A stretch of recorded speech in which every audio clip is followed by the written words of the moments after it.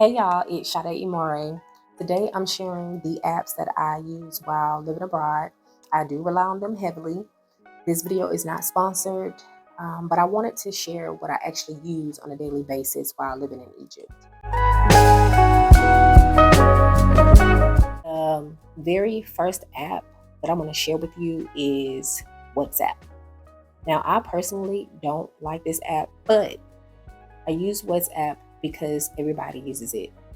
Here in Egypt, I thought it was restricted at one point, but now it's the way everybody communicates when it comes to tours. So, business in general, schooling. I even communicate with the young lady at the print shop when I want to ask her a question. I don't have an iPhone, so that's the way that I can see my family back home. So, yeah, WhatsApp is where it's at. But when it comes to handling business, or placing calls in general to family and texting, I use a free app called Google Voice. When I use it with certain companies, I'm unable to get a verification code. For example, I can't use that telephone number for Capital One, even though it's US based, and I can't use the number for PayPal. Thank goodness I'm able to verify myself with my card with Capital One, and I'm able to get an email through PayPal to verify myself. Other than that, random spam calls every now and then, but once I get the spirit of blocking, okay, I don't have those as often. As far as transportation here in Egypt, I like to use an app called InDrive. That's when I'm not taking the microbus, which I call a minivan. I use it when I really need to get somewhere if I can't call my personal driver. What I like about InDrive is that you're able to negotiate the prices. So say for instance, you see 150 on the app and you only have 130. You can actually bid or negotiate 130 with a driver. They can either accept it or they can do a counter offer, right? And then you just go back and forth with the driver until you come to an agreement, or you can try to find another driver. For food and groceries, I use an app here in Egypt called Talabat.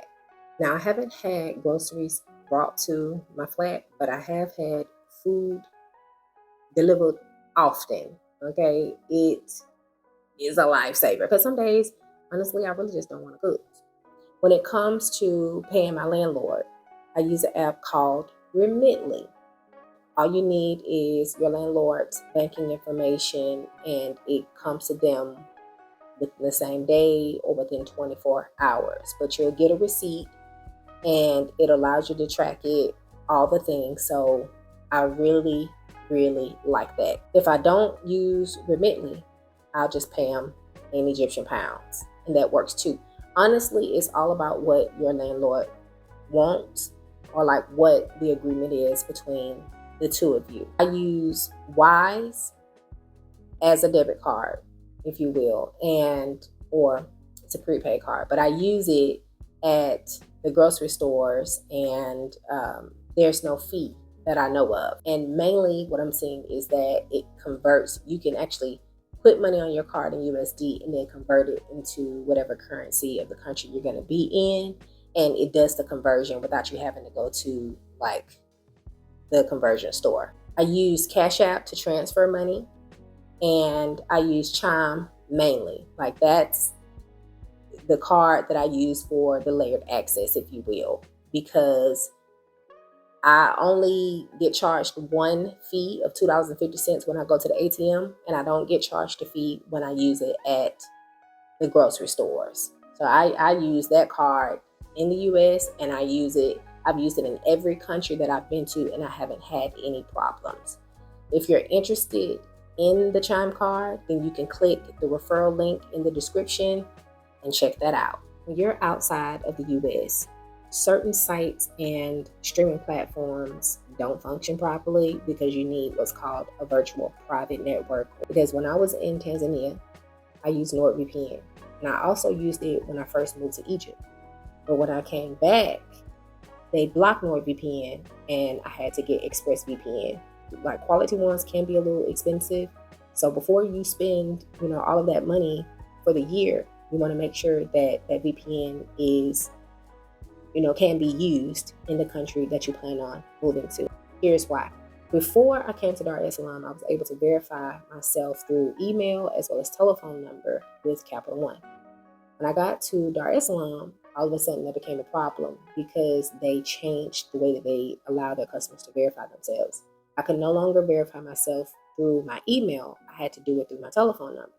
Well, the problem was that I had Google Voice and I no longer had my Metro PCS number, which meant that I was using a VoIP, and Capital One did not like that. So it put me like in a frenzy, and I was in a bad headspace because I was trying to figure out how I was going to access all of the money that I had in my Capital One account. I remembered that I'd connected my Capital One to my Cash App card. So I turned on my VPN, set it to Atlanta, and I transferred all of my money out of my Capital One account into my Cash App. That's how I figured out how all of these apps and things work together. When people picture moving abroad, they usually focus on the flights and the big changes. What you actually should be focusing on is the steady, small systems like this. These are the apps I use that keep my data flowing smoothly. If you're curious about moving abroad, give this video a thumbs up, subscribe to the channel, and hit the notification bell so you don't miss when I post another video.